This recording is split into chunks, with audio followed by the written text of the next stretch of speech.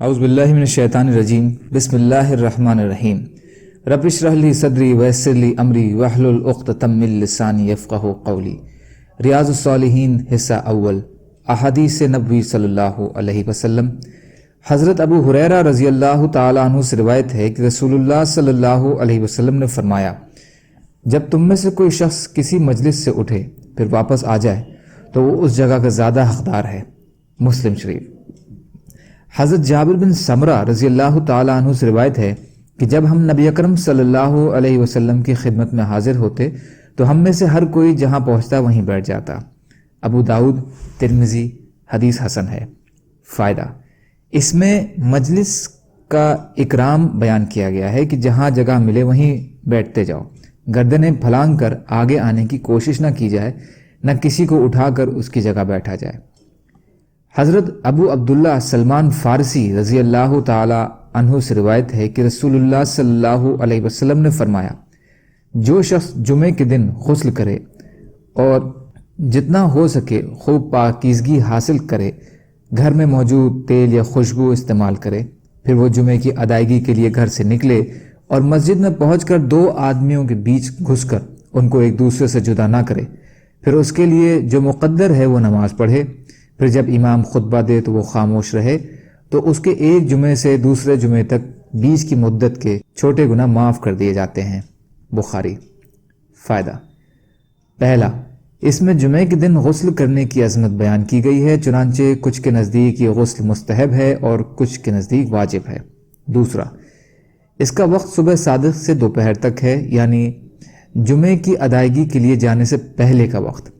تیسرا، تیل یا خوشبو کا استعمال بھی پسندیدہ ہے۔ چوتھا، اس میں مجلس کے آداب کا بھی بیان ہے، جیسے گردنیں پھلانگ کر آگے نہ جائیں بلکہ جہاں جگہ خالی ہو وہیں پیچھے بیٹھ جائیں، دو شخصوں کے بیچ گھس کر نہ بیٹھیں۔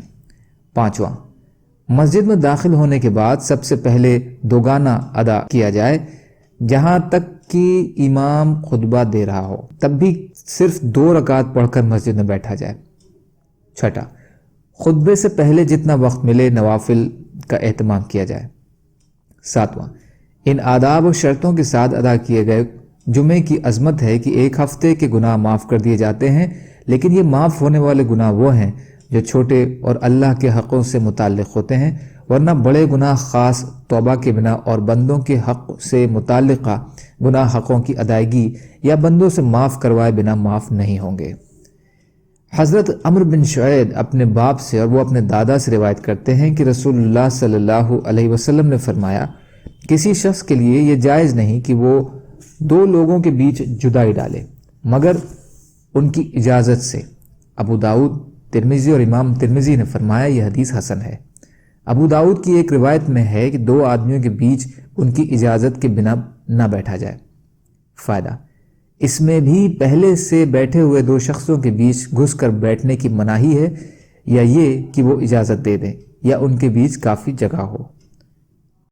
اللہ تعالیٰ کہنے سننے سے زیادہ عمل کی توفیق عطا فرمائے، اور مظلوم کشمیریوں، فلسطینیوں اور دیگر ممالک میں جہاں بھی مسلمان بھائی بہن پریشان حال ہیں، یا اللہ آپ ان کی مدد فرمائیے اور ہم کو بھی اپنی استعداد کے بقدر اپنا حق ادا کرنے والا بنائیے، آمین۔ سبحان اللہ وبحمدہ، سبحان اللہ وبحمدہ، سبحانک اللہم وبحمدک، اشہد ان لا الہ الا انت، استغفرک واتوب الیک۔ سبحان ربک رب العزت عما یصفون، وسلام علی المرسلین، والحمد للہ رب العالمین، برحمتک یا ارحم الراحمین۔